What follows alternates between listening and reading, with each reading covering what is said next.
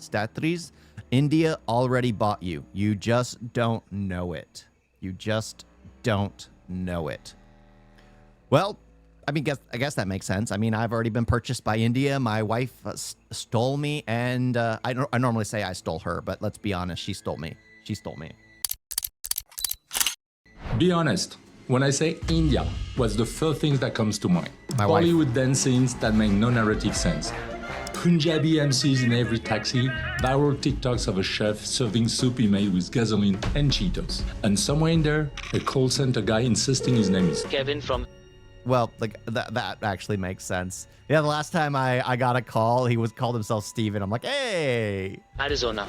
It's funny, I get it, except this picture is 20 years out of date. While the West was busy making jokes, Indians bought the West. Jaguar and Land Rover belong to an Indian company now. So that's Titli, the British tea probably sitting in your cupboard. Tata made a 3.8 billion euro offer for Iveco. The Italian truck giant and Motel 6, an American institution, was bought by an Indian entrepreneur from Blackstone. I have a feeling that pretty soon they're going to be having the H-1B visas. Because that's the thing. Like, I remember when I was in India and I was at the hotel, the guy was asking me, it's like, hey, do you happen to have a business? I was like, you know what? I think it would be far better to get an H-1B system for these hard workers in India to move to the US to get paid there than to trust a lazy American to do the job. I mean, that's just the truth. That's just the truth, because a lazy American doesn't want to do the job. They just demand more money, or they always take the days off. You get an H-1B visa person to actually come over, and they'll do it with their heart and soul. Why? Because they're getting paid enough to send back to their family so their family can have a better life. I mean, if it works, it works. For $500 million. Most of you haven't noticed because the old cliche is still comforting. It's easier to laugh at Bollywood than to realize the people you were laughing at. Hey, that's a great movie.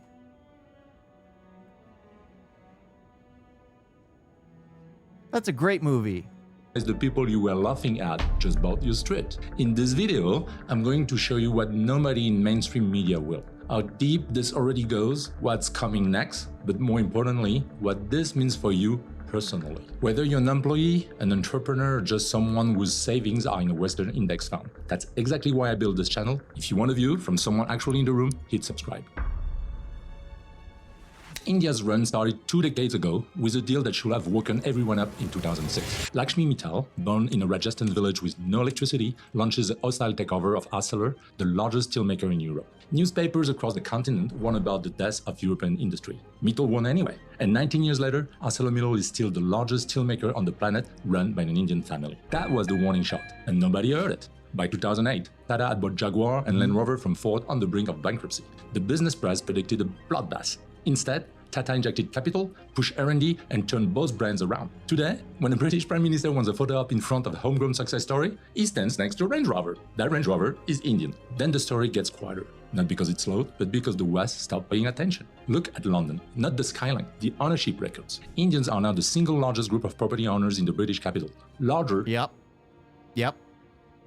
They own a lot of land. They moved in and started buying up. Owning a lot, getting a ton of opportunities there. And the English the better educated. And these are in modest apartments. Wanting to work harder. Owns a 15-bedroom mansion on Kensington Palace Gardens, the most expensive street on earth, with Kensington Palace as a neighbor. The Hinduja brothers bought the old War Office in 2023, the building where Churchill ran World War II. It's now a Raffles Hotel run by an Indian colonized across the rest of Europe. Well, only if those what's it called? Crap, I already forgot the name of it. Those people seeking asylum don't win first and don't chase out everyone else. Keeps climbing. Jindal is circling ThyssenKrupp's steel division, the industrial heart of Germany. Zydas just bought one of France's top orthopedic manufacturers. Indian M&A into Europe hit $5.7 billion last year, the highest level in 5 years. In the business world, mergers and acquisition is when one company buys another, takes control, and the profit starts flowing somewhere new. Do it once, and it's a transaction. Do it year after year across an entire continent, and you've got ownership changing hands at a scale nobody's talking about. Citigroup now calls Indian investors before anyone else in 70% of the European sell-side deals it handles. When something serious goes up for sale in Milan or Dusseldorf, the Indians are on the phone first. And this isn't only Europe. In the United States, an Indian group owns Novelis, the largest aluminum maker in North America, supplying the cans in your fridge. And roughly half of the generic pills consumed in the US were manufactured by an Indian company. Dr. Reddy's, Lupin, it's Indian. This is a system that's been building for 2 decades, and it's now in open acceleration. Buying companies is only half of the story. The other half is running them. Walk into the most powerful meeting in global technology and count how many of the faces are Indian. So Reversed East India Company, East India Trading Company. I mean, what would it be called? India Trading Company? Just India Trading Company? Would that be it? Sundar Pichai runs Alphabet, which means every Illegally decision about colonizing, Google, yep. YouTube, and Android go through him. Satya Nadella sits at the top of Microsoft, the company whose software runs inside most offices on Earth and whose cloud infrastructure is now the backbone of the AI boom. Arvind Krishna runs IBM. Shantanu Narayan has been running Adobe for 18 years. Step outside tech and the pattern keeps going. Ajay Banga spent 12 years running MasterCard before Joe Biden put him in charge of the World Bank. Lina Nair, born in a small city in Maharashtra, runs Chanel from Paris. The French luxury house that sells couture to the richest woman on earth now reports to a woman from India. Every one of them spent 30 years climbing corporate ladders in America and Europe that should have most of their peers. They usually started in engineering jobs Willing to work. and got to the top because Indian schools had been training world-class engineers and managers. Like I said, like the U.S. education system's completely broken. Like if you want a high education, you don't go to the U.S. And I know a lot of like people try to get their education in the U.S. like it's a badge of honor to if you're in India and you go outside for international schooling, it's like a badge of honor, especially for the family. When I say avoid the U.S., Singapore would probably be a better location. The U.S., Canada, the U.K., all toxic dumps of higher education systems. Like our education system is already broken. Higher education is just force-fed propaganda. Force-fed propaganda. It's yeah. Stay in India. Stay in India. Get your education in India. Then actually provide something somewhere else and send your money back home. Send your money back home. Again, I don't completely agree with how many immigrants we have. I think the visa system needs a complete overhaul. But at the same time, they work harder. They just work harder. They want the job. Americans don't want the job. They're lazy. We're lazy. For decades while the rest of the world wasn't paying attention. Together, these executives run companies with a combined market capitalization above $8 trillion, more than the GDP of Japan and UK combined. Decisions made in their boardrooms shape what you see on your phone, what software your company runs, which small business get loans, whether your pension fund grows or shrinks this quarter. Cool, right? But every one of these executives left India. They built their career inside Western institutions because 20 or 30 years ago, that was where global power lived, and it wasn't coming to Mumbai or Bangalore. The generation coming up behind them is making a different bet. They're staying home and using Indian capital to buy Western assets on their own terms. Quick pause. If you're still here, subscribe. This is exactly the kind of breakdown you won't get anywhere else. India is young in a way no other major economy is. The median age is 28, against 44 in Europe and 49 in Japan. China's workforce had already started shrinking by millions of people a year and will keep shrinking for the next 3 years. Yep, because of their single-child policy. The old elderly are aging out and they're dropping. They are dropping. Actually, that sounds bad. But their population is dropping quickly. 3 decades. By 2030, 1 in every 5. And there aren't as many women as there are men, which also is an issue to the future of the population. 5 working-age humans on the planet will be Indian. While the rest of the wealthy world runs out of workers, India is producing them at a pace nobody can match. Size isn't the whole story either. India trains more than 1.5 million engineers every year, more than any other country. And the best certain Indian engineers work here at Status. Yay! The Indian Institutes of Technology, known as the IITs, have admission rates below 1%, a filter applied to a billion-person country. The kids who don't make the cut still flood into hundreds of other engineering schools training millions more. That's the talent pipeline sitting underneath everything you've seen so far. What's my opinion on one-child policy? No. That don't make sense. Because eventually you'll eradicate your the human population. If like the entire world did that, you'd eradicate the human population in just a few lifetimes. Like you would go down exponentially. I mean, I believe like 2.5. Like 2.5, because we need to be replaced.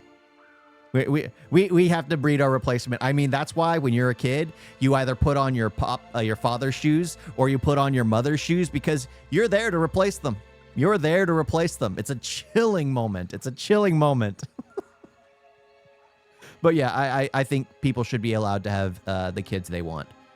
They should. I mean, I think there should be something put in place if they can't afford to have a lot of kids, then there should be something in place to be like, hey, you've already crossed the limit. I don't think you will fine you if you keep having kids, which will probably be a negative, or the kids just have to be put up for adoption at that point because there are people who can't have kids that want kids.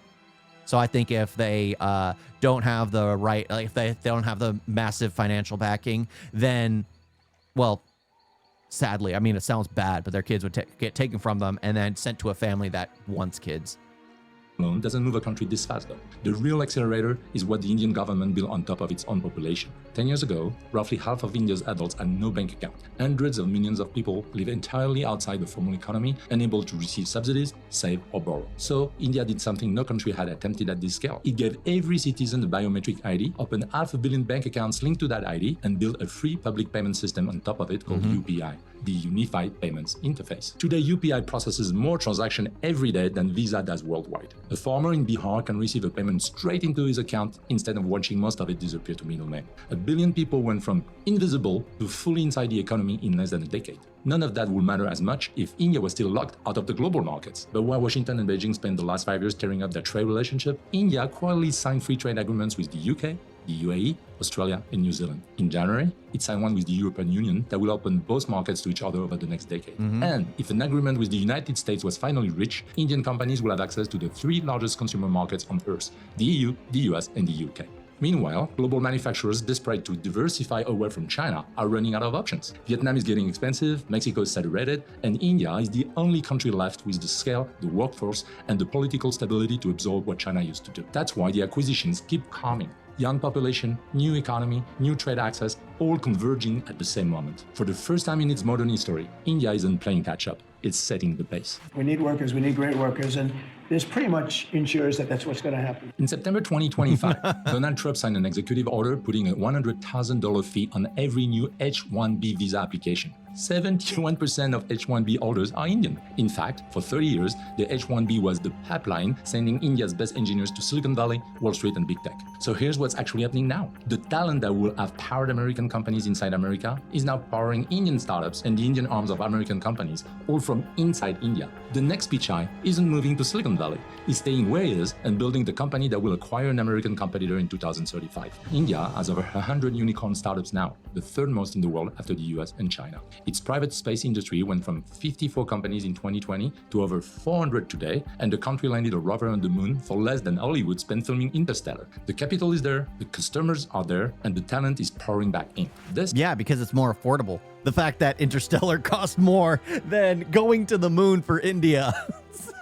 I'm curious if they have any news about aliens, or is that just a smokescreen for the U.S. to get away with what it wants to do? Aliens are real, so don't pay attention to what anything else is going on right now. Aliens are real. I'm curious what the other nations have to say about aliens being real. Is the part where most videos tell you stay informed and call it a day. That's useless. Here's what actually matters. If you run a business, India is now the China of 2005. Same opportunity, different rules. You can source from Indian manufacturers at prices that are starting to undercut Chinese ones, especially in textiles, pharma ingredients, auto parts, and electronics. You can hire Indian engineers and developers remotely for a third of what you paid in Berlin or Austin, and the talent pool is deep enough that you're not scraping the barrel. And if you want to sell to India itself, the consumer class hitting 500 million people by 2030 is bigger than the entire population of the European Union. The entrepreneurs who set up structure to do this now are going to look like geniuses in 5 years. The ones who wait are going to be paying catch-up premiums. At Status, we see both sides every week. Western founders finally opening Asian entities to start sourcing or hiring from India,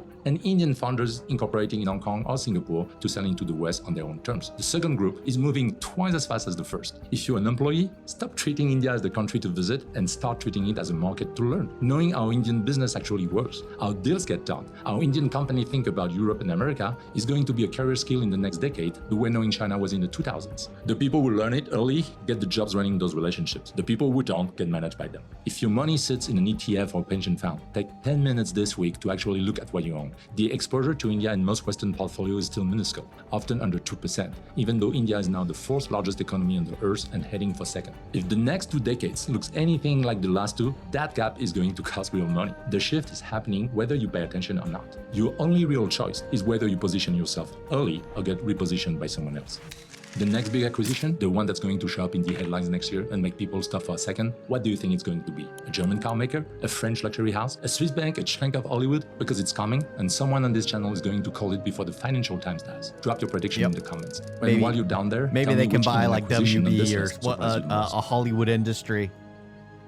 And actually just make it good again, because Hollywood's dead. Hollywood is completely dead. They can actually make it enjoyable. That is cool to see. That is absolutely fascinating to see. I enjoyed that. Seeing like the progress that has taken place. That's the thing. I saw it from like my first visit to India for like my Roka to like the even the following year when I went. Complete change. A lot of the roads they were making, I mean, I think they bit more than they could chew. They should have just worked on piecemeal at a time. But at the same time, I still saw a massive change. And that's just great. That is just great. I enjoyed that. Seeing the progress, seeing how things have changed. And it's all for the better. And honestly, I think that's why there's so much hate towards India. Why? Because, well, as America falls apart, as China is losing its population and its strength around the world because it just doesn't have the capability to keep with the demands of products that everywhere else demands and what they used to do, that India is starting to take over. And it just makes sense.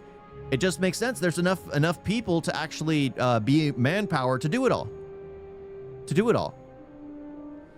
Whether it's actually going to take place is who knows. But in India, it's already changed a lot.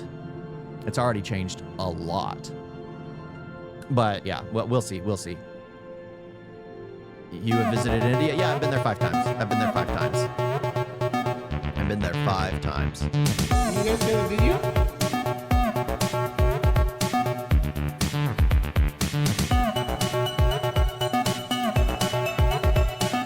It's so bad. Don't forget to like and subscribe. Wait like that.